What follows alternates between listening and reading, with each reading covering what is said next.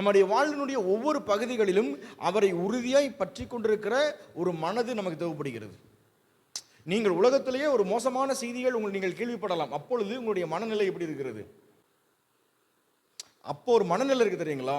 இந்த மனநிலை தான் பூரண சமாதானத்துடன் இருக்கிற மனநிலை. நான் என்ன ஆனாலும் சரி, நான் சமாதானமா இருக்கிறேன் பாருங்களேன்.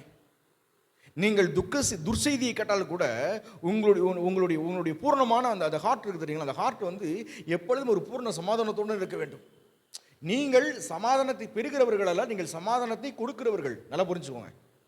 ஆண்டவர் சொன்னாரு, இயேசு கிறிஸ்து ஊழியத்தை ஆரம்பிக்கும் போது சொல்றாரு, சமாதானம் பண்ணுகிறவர்கள் பாக்கியவான்கள்.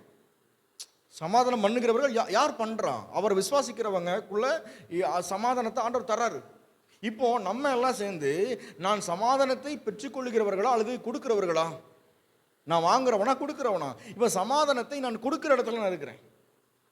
சமாதானத்தை கொடுக்கிற இடத்துல இருக்கிறேன். இப்போ நானே சமாதானமாக இல்லாத பொழுது நம்ம நம்ம நம்ம வந்து சமாதானத்தை பெறுவதற்கு யோசிக்கக்கூடாது. இந்த சமாதானம் மனிதர்களிடத்திலிருந்து வருகிற சமாதானம் அல்ல. மனிதர்கள் என்னை ஏதோ ஒரு சூழ்நிலைகளில் அவர் திருப்திப்படுத்துவாங்க, அது ஒரு சாட்டிஸ்ஃபைடாக இருக்கும் சில நேரங்களில். ஆனால் அது பூர்ணமாக இருக்காது, என் வாழ்க்கையை நிரப்பாது. அது வாழ்க்கையை நிரப்பாது. ஒரு சில நேரங்களில் அந்த அந்த அந்த அது என்னைய ஒரு ஸ்டாண்டர்டாக வைக்காது. ஆனால் ஆண்டவராக இயேசு கிறிஸ்து சொல்றாரு, நான் அவரை உறுதியாய் பற்றி கொண்டிருக்கிற மனது உடையவன். அவர் மேலே ஒரு நாட்டம் விடாத ஒரு நாட்டம் வச்சிருக்கான் பாருங்களேன். அந்த மனது உடையவன். என் மனசில் சொல்லணும், மனசை நீ எப்பொழுது என்ன பண்ணி, என் ஆத்துமாவை நீ கர்த்தரை ஸ்தோத்திரி. நம்ம ஆராதனை முடிஞ்சதுக்கு அப்புறம், ஜெபம் முடிஞ்சதுக்கு அப்புறம் நம்ம சொல்லுவோம் இல்லையா, என் ஆத்துமாவை கர்த்தரை ஸ்தோத்திரி, முழுவதுமே பரிசுத்த நாமத்தை ஸ்தோத்திரி. அது சங்கீதம் 103 நம்ம ஈஸியாக வாசிட்டு போயிடும். அது வந்து ஒரு பெரிய ஒரு கன்ஃபஸ், அது ஒரு பெரிய ஒரு அறிக்கை.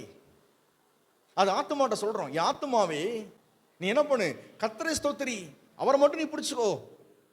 என் ஆத்துமாவை நீ கர்த்தரை ஸ்தோத்திரி, அவருடைய என் முழு உள்ளமே அவருடைய பரிசுத்த நாமத்தை ஸ்தோத்திரி, அவர் செய்த சகல உபகாரங்களையும் மறவாதே. ஆமீன்.